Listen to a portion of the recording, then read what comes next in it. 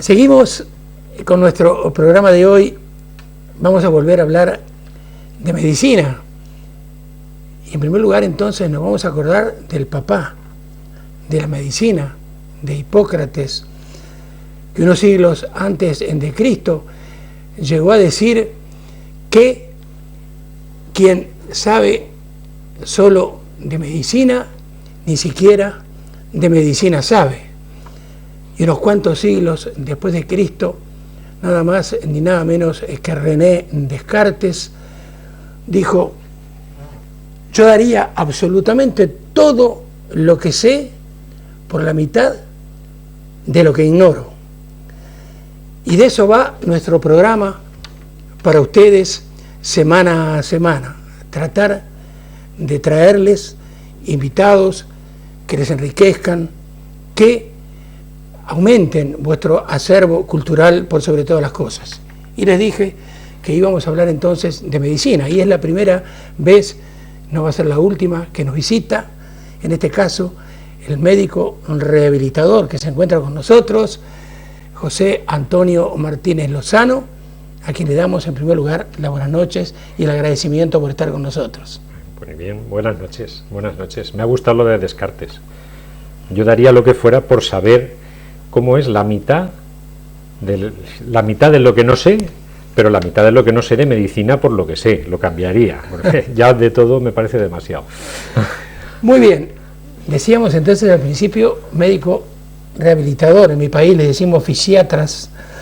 Entonces yo creo que la primera puntualización que usted le debería hacer al televidente sería explicarle un poco la diferencia que existe, inclusive la concatenación que puede haber entre el médico rehabilitador y el fisioterapeuta. Hombre, yo creo que ya has insistido entre la diferencia que hay. El médico rehabilitador es un médico y el fisioterapeuta es otra cosa, ni más ni menos importante. El médico rehabilitador tiene unos medios diagnósticos, unos medios terapéuticos que tiene que saber interpretar y que tiene que saber utilizar. Y el fisioterapeuta también tiene unos medios diagnósticos que son fundamentalmente su saber y sus manos, pero que hay exploraciones complementarias que, si bien es verdad que hay algunos que pueden saber interpretar, no tienen por qué. Y tampoco utilizan lo que los médicos utilizan, que son algunos medios terapéuticos como son los medicamentos. Los dos, creo que un buen rehabilitador y un buen fisioterapeuta en equipo son un equipo fenomenal, porque el médico rehabilitador como médico tiene que saber diagnosticar, sobre todo diagnosticar con habilidades clínicas que tiene también el fisioterapeuta, también tiene habilidades clínicas, pero también con las exploraciones complementarias que la tecnología nos brinda y que el rehabilitador tiene la obligación de conocer. Entonces, aparte de todo esto, pues decir que un buen fisioterapeuta muchas veces, ya que se trabaja sobre todo en un ámbito más privado que público, entre los fisioterapeutas trabajan más en un ámbito privado que público, una buena medida de un buen fisioterapeuta muchas veces es, para todos estos pacientes que van corriendo, me voy al fisio, un buen fisioterapeuta muchas veces dice, no, ya te he visto, pero necesito saber qué tienes para que yo te empiece a tratar. Aquel fisioterapeuta que empieza a tratar sin saber muy bien o sin tener una razonable certeza clínica de lo que tiene el paciente, se está pasando. Entonces, a veces hay determinados orgullos y riñas entre lo que es el rehabilitador, lo que es el fisioterapeuta. No, cada uno tiene su papel, los dos nos tenemos que respetar mucho y los dos juntos podemos formar muy buen equipo. Ahora bien, entonces, explicarle un poco al televidente en qué áreas se forma el médico rehabilitador. Bien, el médico rehabilitador tiene la obligación hoy en día de ser un médico bastante completo, porque se forma en rehabilitación cardíaca. Todos aquellos pacientes que tienen un evento cardíaco, un infarto, una insuficiencia cardíaca importante, su periodo de recuperación puede pasar por un rehabilitador. También en colaboración con el fisioterapeuta, Se forman también en rehabilitación neumológica, pulmonar. Se forman también en rehabilitación neurológica. Y se forman también en rehabilitación, la más conocida es la rehabilitación osteomuscular. Muchos pacientes cuando van al rehabilitador piensan, me voy al señor de la gimnasia, me voy a hacer al médico del ejercicio o de la gimnasia, o voy a que me den. No, usted va a que le valoren y que valoren si tiene usted que hacer determinada gimnasia. Pero los que van a esto van sobre todo en el plano osteomuscular. Y pues esto, hay rehabilitación neurológica, cardíaca, hay rehabilitación en niños con parálisis cerebrales infantiles, hay valoración de la columna y hay valoración neumológica, he dicho, ¿no? Y entonces es un terreno muy amplio. Y podemos ir juntos de la mano con los fisioterapeutas a pesar de que unos y otros parece que nos comemos el terreno. Y no lo comemos. Lo que tenemos que hacer es colaborar y hacerlo bien. Muy bien, ahora, poniéndonos a un costado del terreno y haciéndole una pregunta que en realidad no es para el médico rehabilitador, es para cualquier médico. Aquel médico que no entiende de almas, que no entiende cuando alguien trasciende el dintel de la puerta de su consultorio, ese médico que no entiende de almas, ¿puede entender de cuerpos? Esto es complicado. Yo soy médico rehabilitador, pero también soy médico de familia. Entonces, la diferencia, muy buenos médicos de hospital, con edad, con otra formación, me han preguntado, José Antonio, ¿qué diferencia hay entre un médico de familia y un médico de hospital? Yo creo que ninguna, no debería de haber ninguna, pero estamos tan tecnificados que el médico de familia todavía creo que ve enfermos, y con los enfermos tiene que ver, tiene que intentar comprender preocupaciones que parece que son nimias, y preocupaciones no tan nimias. Tiene que compartir un poco las dolencias del enfermo y las preocupaciones del enfermo, y no solo ver la enfermedad, porque a veces una cosa muy pequeñita, como un pequeño lunar, como un bultito en la mama, que cualquier médico sabe, cualquier estudiante sabe que ese bultito tiene apariencia muy buena, para alguien puede ser una cosa muy complicada, muy complicada, y que le puede hacer comer mucho el coco. Hay que entender a la gente, y eso no es fácil. Hay términos del médico rehabilitador. En primer lugar, también decirnos un poco si tengo una patología, si voy derecho al médico rehabilitador o voy al fisioterapeuta. Y después, lo que yo decía, conceptos que la gente querrá saber qué quieren decir y por qué se emplean. Por ejemplo, la electroterapia, la hidroterapia, la termoterapia, la crioterapia, en fin, cuéntenos un poco. ¡Ay, madre! me estás pidiendo que haga un tratado que os lo cuente en poco tiempo. Bueno, pero generalmente la gente, cuando me han dado rehabilitación, ¿y qué le han hecho a usted? Pues no sé, me han dado corrientes. Entonces, las corrientes, para las personas que van a un gimnasio de rehabilitación, a un gimnasio terapéutico, pueden ser la electroterapia, que la electroterapia puede tener un objetivo fundamentalmente analgésico, y se trata, pues efectivamente, de dar ciertas corrientes eléctricas sobre la musculatura y que tienen un efecto analgésico, o bien un efecto electroestimulador. Uy, la mosca. O bien un efecto electroestimulador. Entonces, puede haber una estimulación muscular, y en gente que tiene atrofia muscular, la electroterapia puede tener un buen fin, y luego tiene también efectos analgésicos. Efectos analgésicos que no está comprobado que mejoren las patologías, pero sí que está comprobado que son muy útiles en este sentido. yo a la gente le suelo decir, oiga, es que me han dado electroterapia. Bueno, pues mire, hágase usted la cuenta que mientras está con eso, se está usted tomando una pastilla analgésica que le puede durar 24 horas. Y durante el proceso de recuperación, pues si usted no va teniendo dolor, el tiempo hará lo demás. Esto en cuanto a la electroterapia.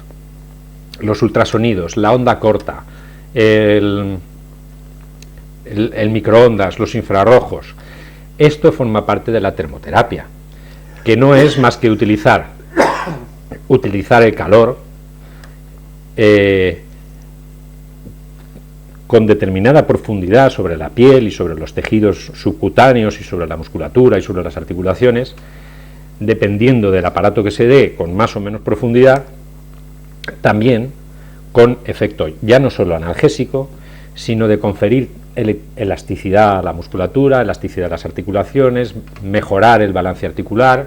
Aquí sí que hay mejoría en muchas patologías, sí que hay mejoría funcional.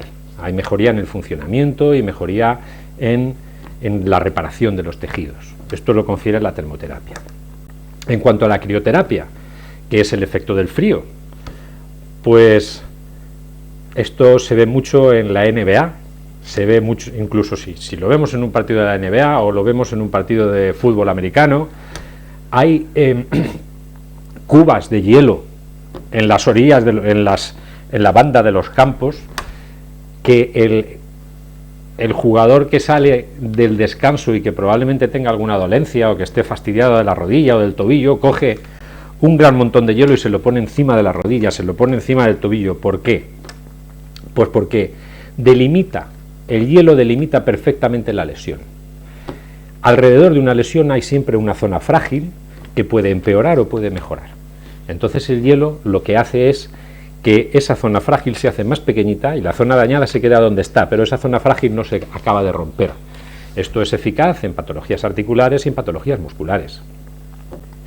Últimamente, ya diciendo cosas que ya son de ámbito no solo de los rehabilitadores, o sea, ya no de los fisioterapeutas, pero sí de los rehabilitadores, que también utilizan los traumatólogos, pues tenemos, por ejemplo, los factores de crecimiento. ¿Qué puñeta será eso de los factores de crecimiento que usan los rehabilitadores? Bueno, pues eso no es más que un centrifugado. Se hace un centrifugado de la propia sangre y se inyecta en zonas de rotura muscular. Y en esas zonas y en periodos agudos, en el momento agudo, incluso unos días después de la lesión, una inyección de factores de crecimiento en la zona de la lesión puede hacer que se reparen los tejidos rápidamente. Esto, puesto que necesita de una guía ecográfica y puesto que sí que se considera más un medicamento que otra cosa, a pesar de que es un extracto de la propia sangre, pues esto lo utilizan los rehabilitadores, lo utilizan los traumatólogos, y yo no tengo claro si lo pueden utilizar los fisioterapeutas. Creo que no, pero no me mojo, no lo sé. Entonces, y lo que sí quería decir es que aquí tenemos un balneario natural tremendo en Murcia, que es el Mar Menor. Esta es una buena época, creo que todos los médicos de cabecera, que todos los rehabilitadores, que los traumatólogos, cuando alguien por cualquier cosa tiene una atrofia muscular, o bien está en recuperación de una fractura o de una lesión, le decimos, ¿quieres fortalecer sin hacerte daño en las articulaciones? Pues te vas al Mar Menor, que tiene una temperatura más que adecuada, que no te va a hacer dañar que no te va a dañar las articulaciones, y que simplemente andando con el calor y puesto que pesas menos dentro del mar, y puesto que cuando andas vas en contra de una resistencia que es el agua, vas aumentando tu musculatura y vas mejorando, Entonces creo, si puede ser, que en Murcia tenemos, para quien pueda, tiene una oportunidad preciosa para poder aprovechar el Mar Menor, si no está muy fuerte, si está en periodo de recuperación de cualquier cosa, si ha tenido una enfermedad larga y está hecho polvo, si tiene unos días, que se vaya.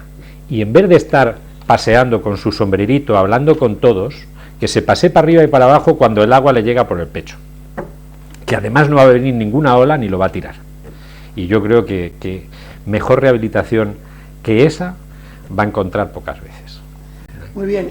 Y a todos ustedes que nos están viendo fuera de España, sobre todo a mis compatriotas, los uruguayos, el doctor habló del Mar Menor. No se imaginan, conocen en el cono suramericano todos ustedes lo que es Punta del Este, por supuesto. Bueno, no exagero, el doble o el triple de hermosura es la manga del Mar Menor. Cuando se decidan a venir a Europa, visiten España y vengan a la manga del Mar Menor, porque es realmente extraordinaria. Y ya que el doctor nos dijo que no se mojaba, ahora sí quiero que se moje. ¿Por qué? Porque falta que nos hable de la hidroterapia. Bueno, yo creo que ya he dicho gran parte de la hidroterapia. Sí, claro.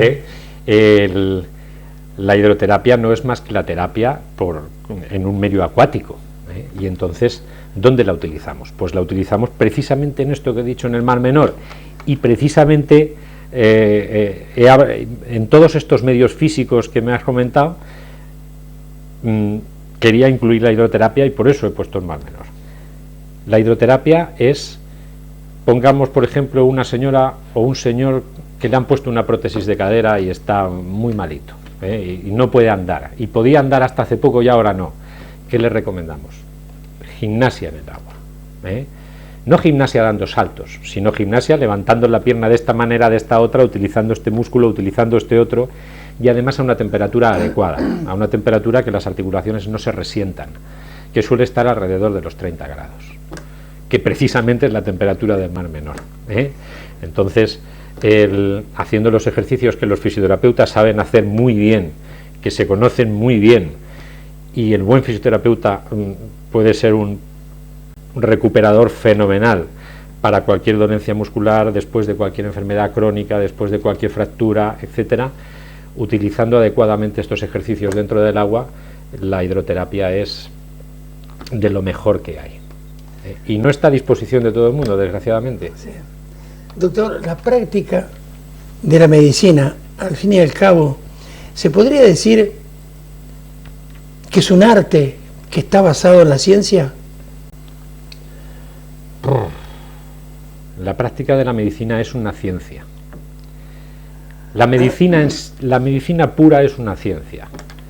Lo que ocurre es que el médico tiene que tener la facultad de convencer. Y para convencer tiene que hacer, el paciente tiene que captar que se le está escuchando, que se le está atendiendo y que se le está intentando comprender. Entonces, eso sí es un arte. Más que un arte, quizá es que hoy se lo he dicho a alguien que tenía al lado en la consulta, creo que si no eres buena gente, difícilmente puedes ser buen médico, porque tus intenciones deben de ser buenas, y si las intenciones son buenas, pues difícilmente vas a ser un mal médico, porque la disposición para ayudar es lo que tiene que tener un médico. Más que arte, tiene que tener disposición de ayuda al prójimo. Y eso vale para ser médico, y para ser barrendero, y para ser tendero, y para ser funcionario de un ayuntamiento. Ahora, doctor, hay una disyuntiva que también muchos de ustedes tienen. Todo progresa, y evidentemente la ciencia es una de ellas. Entonces hay muchísima gente que me dice, yo prefiero ir a un médico joven, porque es un médico que está actualizado, está recién salido de la facultad. Hay quien dice, no, yo lo que quiero es un médico que tenga mucha edad. Al fin y al cabo, un médico debe ser como un buen vino, una buena cerveza, que cuanto más viejo mejor. Bueno, cuando estás en un medio docente, la gente joven suele despreciar a la gente mayor.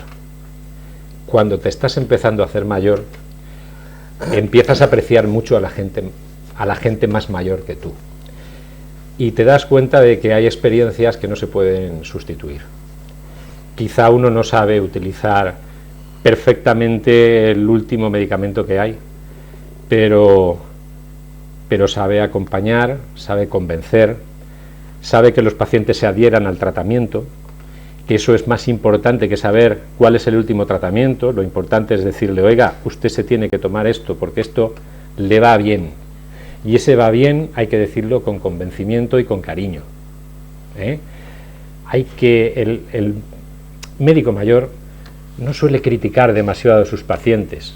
Oiga, pues si no deja usted de fumar, yo no le trato más. No, es difícil es difícil dejar de fumar, es difícil adelgazar. Y hay pequeñas preocupaciones que son grandes preocupaciones.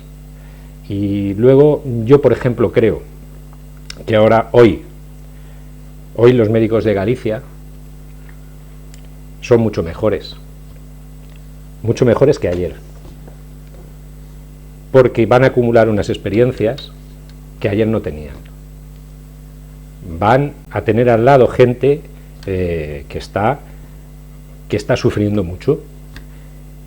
Todos de una van a tener que priorizar, van a tener que sufrir con ellos, y eso es una experiencia que haga que aunque mañana se acuerden de un medicamento menos que hoy, del que se acuerdan hoy, los va a hacer mejores. Muy bien. Hablamos de técnicas que se utilizan a través de aparatos, a través del agua, a través de la electricidad, por ejemplo, a través del hielo, pero también, evidentemente, hay técnicas manuales que utilizan los fisioterapeutas, recomendados evidentemente por el médico rehabilitador. ¿Cuáles son entonces esas técnicas manuales que se utilizan y sus indicaciones? Bueno, las técnicas manuales están quizá injustamente vilipendiadas, por decirlo así, por muchos médicos, y están quizá también sobrevaloradas por muchos fisioterapeutas. ¿Cuál es la medida justa? Pues cada cosa tiene sus indicaciones. Hace muy poco ha salido una revisión de muchos trabajos del dolor de espalda crónico, en el que las manipulaciones que se llevan haciendo desde hace muchos años por los fisioterapeutas, pues no salen muy bien paradas. No hay nada milagroso. Entonces, esto de que, no, es que yo tuve un esguince de tobillo, fui al fisioterapeuta, que además es osteópata, que de eso en España no hay, hoy me movió el tobillo y al momento siguiente pude jugar. Bueno, milagros no existen. Vamos a ver qué te pasó después, o cómo estabas de lesionado. Entonces, se hacen manipulaciones, se ha hablado de disfunciones vertebrales mínimas que recolocando un hueso, una articulación, pues parece que uno ya de repente puede moverse más que antes, que no son tan milagrosas como cuentan, pero que en determinados pacientes pues pueden tener sus indicaciones. Lo que ocurre es que la ciencia no ha demostrado claramente esto. Esto está demostrado por la experiencia y estamos en un tiempo en que las cosas se tienen que demostrar. Y demostrarlo además no es fácil, porque las dolencias son distintas, porque las manos son distintas, y no es lo mismo que un medicamento a una dosis frente a una cifra de colesterol. Entonces, lo que hay que intentar es no hacer daño. Hay que intentar mejorar, pero sobre todo no hacer daño. Y cuando una cosa puede hacer daño, no hacerla. Por ejemplo, yo he intentado, y alguna vez creo que he podido mejorar a algún paciente haciendo una manipulación vertebral lumbar, en la zona lumbar, pero no me atrevería a hacer una cervical. ¿Por qué? Porque las complicaciones son muy pocas, pero son muy graves. Y en cuanto a los masajes, pues los masajes también tienen sus indicaciones. Uno puede dar un masaje y mejorar, un masaje de despegamiento, de fibrosis ante una cierta reacción cicatricial, por ejemplo, después de una rotura muscular, de una rotura fibrilar, y después de una serie de días, no inmediatamente, porque lo que haces es la lesión más grande, pues Aquí tiene la indicación el masaje, pero por ejemplo no tiene la indicación el masaje en el mismo momento de hacerse la lesión, porque haces al paciente polvo y a lo mejor porque lo haces polvo el paciente se cree que lo estás mejorando, pero no está indicado. El problema de todo esto es que no está claramente demostrado que funcione. Yo creo que técnicas como estas que tienen tantos años, que se hacen desde hace tanto tiempo, sin ninguna duda tienen que tener su eficacia. Lo que ocurre es que es difícil demostrarlas. Pero si sabes que no haces daño, yo creo que es legítimo intentarlas, ¿por qué no? Muy bien. Para terminar, porque ya quisiera hacer una segunda entrega hablando del médico de familia, que también es muy importante. Pero hay algo que mucha gente se pregunta, sobre todo todos ustedes, aquellos que tienen hernia de disco. Entonces, la pregunta sería, doctor, en su concepto, si siempre, en todos los casos, la hernia de disco necesita cirugía. No. Aquí es que no hay más respuesta. La hernia de disco necesita cirugía cuando hay claramente un atrapamiento nervioso. Cuando, además de haber un atrapamiento nervioso, hay una repercusión clínica importante. Y cuando la situación del paciente lo permite, porque no está muy deteriorado. Y mucho ojo, porque un prolapso no es lo mismo que una hernia. Que se me sale un poquito el disco que hay entre las dos vértebras, no es que me han dicho, la gente dice, no, es que me han dicho que tengo una hernia. No, eso no es una hernia. Eso lo tengo yo y no me he hecho una resonancia. Porque a partir de los 40 años, raro es la persona que no lo tiene. Y los dolores no tienen por qué venir por ahí, porque los dolores lumbares, consecuencia del desgaste de las articulaciones por los años, le duelen a todo el mundo. Es decir, lo tiene todo el mundo. Es intrínseco a la edad como las arrugas. Pero claramente cuando hay una hernia discal, a no ser que haya una repercusión clínica importante, no se opera. No se opera una resonancia. Se opera un enfermo. Y el enfermo tiene unas circunstancias y un dolor. Y puede ese enfermo tener un atrapamiento nervioso y tener no demasiada clínica. Y ese enfermo no se opera. Ahora sí, para terminar, evidentemente, ante un médico todos debemos ser pacientes, eso es lógico. Pero lo que yo le decía antes, y esto sí para terminar, porque yo lo estimo muy importante, cuando alguien entra a su consulta, ¿quién está entrando? ¿Un cliente o un paciente? Bueno, pues parece ser que desde hace una temporada dicen que un cliente.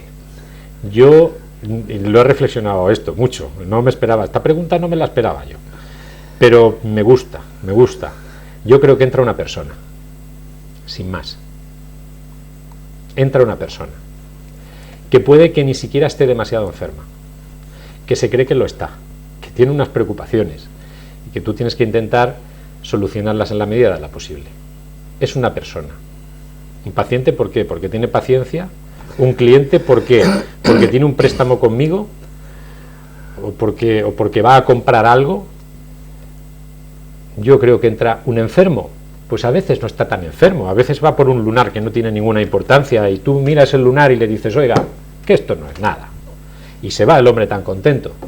Creo que entra una persona, sin más. Muy bien, muchísimas gracias. Espero dentro de muy poquito tenerlo nuevamente con nosotros. Y para terminar nuestro programa de hoy, contarle al doctor y a ustedes una anécdota con un amigo que me llamó desde Montevideo, Uruguay, hace muy poquitos días. Toda su vida, más de 20 años, trabajó como médico cirujano. Me llamó para decirme, increíblemente, que está trabajando en el cementerio del norte, que así se llama, uno de los cementerios de Montevideo, como enterrador. Y le dije, pero Jorge, que así se llama, digo, no puedo entender, digo, que hayas cambiado tan radicalmente tu profesión. Me dijo, Milton, Estuve toda la vida trabajando como médico cirujano. Por lo tanto, ahora en mi condición de enterrador estoy haciendo prácticamente lo mismo. Hasta la semana que viene.